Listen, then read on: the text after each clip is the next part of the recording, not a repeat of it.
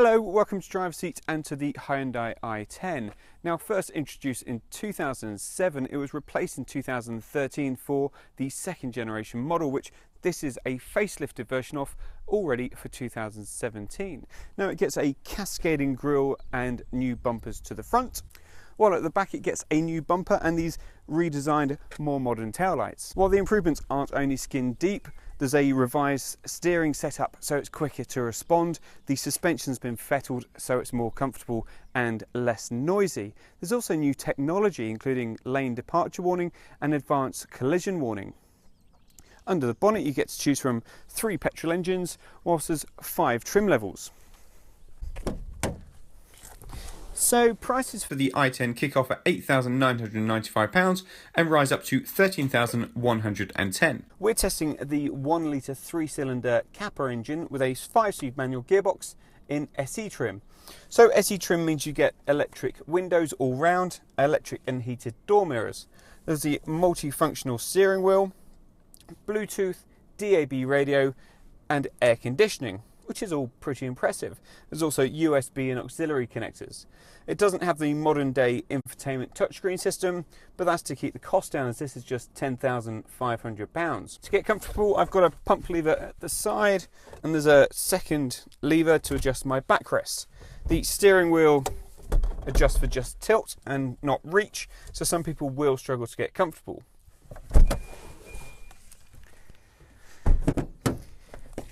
Feels quite tight as you go to get in, but actually you slide in quite well. Thanks to the rear doors and the 5-door flexibility of this car, that does help. Adjustable headrest so I can find my most comfortable position. Leg room's, it's not acres, but it's not bad. Foot room's quite good actually.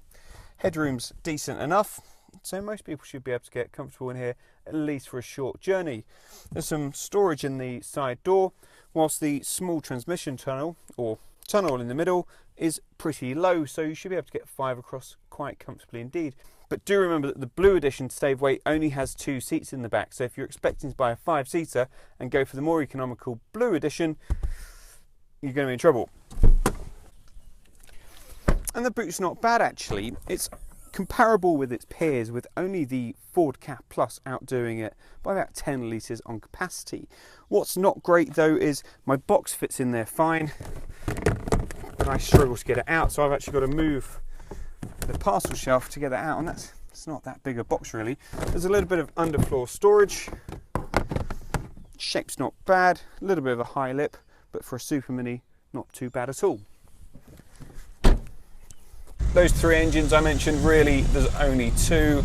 It's a 1 litre 3-cylinder Kappa engine that develops 65 brake horsepower that's in this car, but there's also a blue version of that, which is the fuel saving edition. And then there's a range topping 1.2 litre 4-cylinder petrol with 86 brake horsepower, and by the measure of this engine, that's the one I'd go for. All engines come with a 5-speed manual gearbox as standard, while the 1.2 litre can be specified with a 4-speed automatic. So the trims available on the i10 are entry-level S, this SE, SE Blue, Premium and Premium SE. Each level gets a decent amount more kit, whilst the SE Premium you won't want for a lot more. So this 1 litre 3-cylinder petrol engine develops 65 brake horsepower and 70 pound-feet of torque. That doesn't sound a lot, and it's not. So 0 to 62 takes 14.9 seconds, which is a bit of an age. It also tops out at a maximum speed of 96 miles an hour, although I'm not sure I'd want to be doing those sort of speeds in a car this size. It'll return around 60 miles to the gallon on an official combined cycle and emits 108 grams per kilometre of CO2. Now those figures can be improved if you go for the Blue Edition that I mentioned earlier, which include weight saving and fuel saving measures. That CO2 drops to just 93 grams per kilometre. All those things about you'll need to downshift to go up hills and overtake cars and plan things, yes, it all applies here. This engine makes a terrific little noise, as many 3-cylinders do. It's a real joy, and whilst it might take an age to get to the national speed limit, you're going to enjoy yourself getting there because it just sounds fantastic. sounds like you're going a million miles an hour when you're hardly moving. This 5-speed gearbox is quite lovely actually. It feels quite mechanical and solid, and it's got a really short throw to it, so I'm just flicking it with my fingers from third to fourth. The i10 handles all right. There's quite a bit of lean into the corner, and it does bob around a little. It'll pick the line you want to go on until the grip runs out, and then it starts to understeer. Imagine a child on a roundabout that's going around too fast, they just start to slide to the edge. That's a bit like this. The steering's decent. I wouldn't say it's anything more than that. It's not as light as I would expect perhaps at low speeds, especially for a city car. You really want it to be sort of finger twirlingly light. The ride's pretty comfortable. It's dealing with most of these scarred surfaces quite admirably. I'm bobbing around a little, but I wouldn't expect much difference in a car this size. But I'm not uncomfortable at all. There is still some suspension noise, even though Hyundai have worked to reduce that. But I'm quite comfortable. Hyundai's done a good job of the instrument cowl. It's large, clear, uncluttered. It's got a trip computer on it, but it's also got elements of design in it, so it's not too boring. The dials here are all really well sized and rather chunky actually. You've got to put some effort into moving them. Plastics are hard, there's none of this soft touch nonsense, but it feels really well made and screwed together. You do that on some of its rivals and that door's flexing. Some good storage in here with a well-sized door bin. Off in the centre there's a deep tray in the middle in front of the gear knob, and then down between the seats the first section's got 2 different size cup holders, which is really useful, and quite long narrow section with a 12-volt connector, and then a further little section at the back. Like all Hyundais, the i10 gets the firm's 5-year unlimited mileage warranty.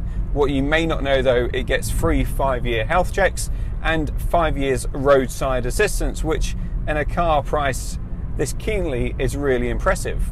So the i10's main rivals are the Volkswagen Group Trio, the VW Up, the Seat Me and the Skoda Citigo. Then you've got the Ford Ka Plus, and I'm going to throw in the Fiat 500, not because it mixes it mechanically or ability wise, but because everyone keeps buying them and why not compare it. Prices are really rather surprising. Kick-off prices for the Volkswagen Trio are all give or take around £9,000, some just over, some just below. The Ka Plus is £9,245, whilst the Fiat 500 city car in its base trim, smallest engine, £11,200. Yeah. Well, the i10's a cracking little city car. It's spacious, it's comfortable, and it's good to drive. This SE spec's got decent trim and is well priced, so the i10 is well worth considering. We'd probably look at a Volkswagen Up as well, as it's a little bit more classy and a little bit more interesting. Thanks for watching Driver Seat. If you've enjoyed today's video, remember to subscribe to the channel for free and let us know what you think in the comment section below of the Hyundai i10.